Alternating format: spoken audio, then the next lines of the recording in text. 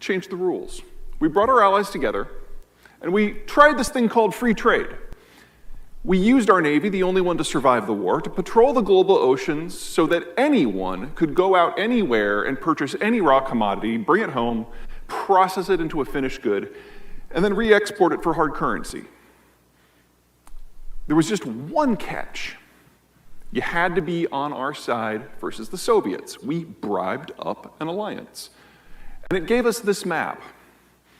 The deep blue, those are the countries we cared about before the war. The medium blue, those were the new allies in this new global order. Orange, those are the other guys. We don't like to talk about them in this country.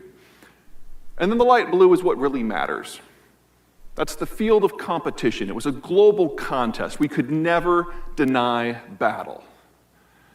But then one idle Tuesday, in the very definition of pent-up demand, the Germans had a party.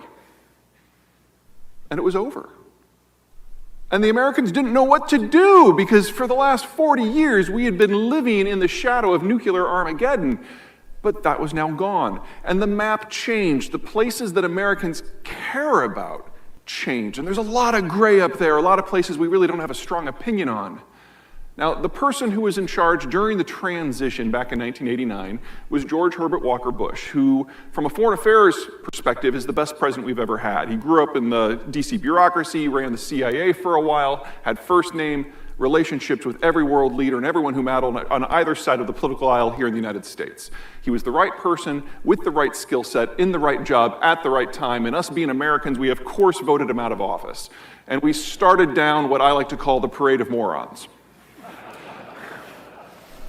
Bill Clinton, with the possible exception of Jefferson, is the most intelligent president we've ever had. But he had a, how should we say, an attention deficit issue. He saw himself as a domestic president. And so whenever there was a summit, he was like, okay, I guess I gotta get ready for it now. And he'd hunker down with the State Department and the CIA and kind of cram for the summit like he was in college and it was a test the next morning. And he would hit it out of the park every single time. But there would be no follow-up. So in 8 years, we had 2 months of foreign policy. Then we had W, and let's call it what it was. We had a monochromatic foreign policy that dealt with one issue in one region, and to hell with the rest of it. Barack Obama comes along, and Barack Obama was an interesting cat. In his final year as president, he gave a series of multi-hour kind of exit interviews with the media where he demonstrated a command of the context that I have never seen an elected leader ever. Why the technologies for green power as they exist just don't work. Why the Israeli-Palestinian process will never generate peace. Why the Russians do what they do. But he had a weird personality quirk. He loathed people. No American president has ever had fewer meetings with their cabinet secretaries or gone to Capitol Hill than Barack Obama. Well, with the exception of Harrison, who died like 3 weeks on the job from pneumonia. Obama beats him, but nobody else. So for 8 years, we didn't have a foreign policy, and the world got strange. Because we were still providing all of the strategic bulwark that allowed the world to function, that allowed free trade to exist, but we weren't getting anything on the security side back.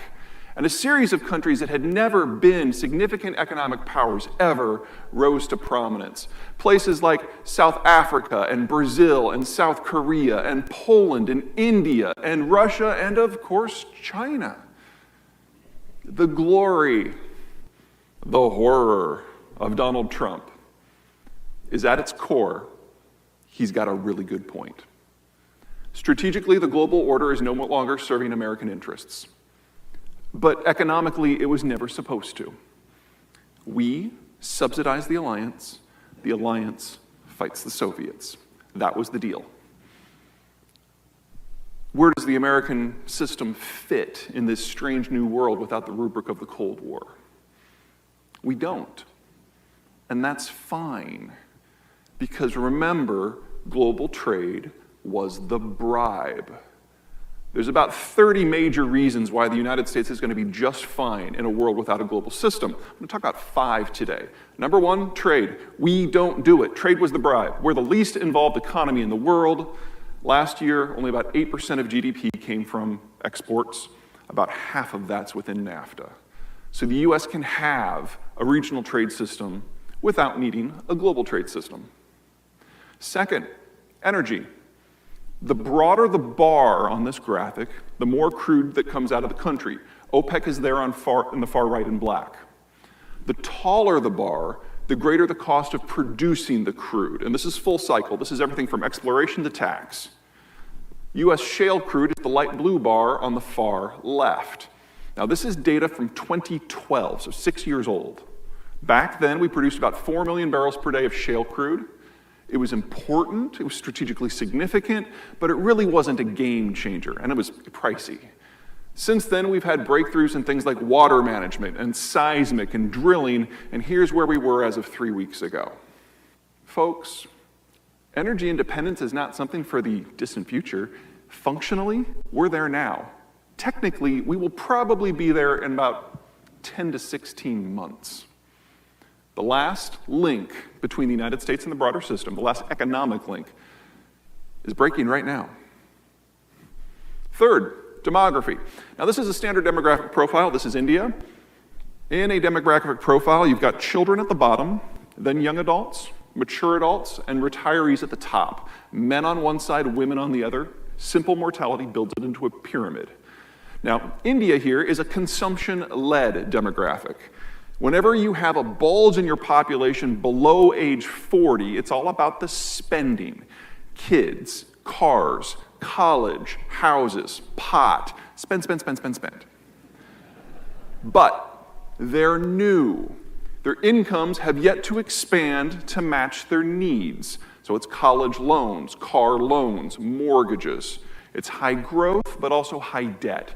Requires a lubricated financial system.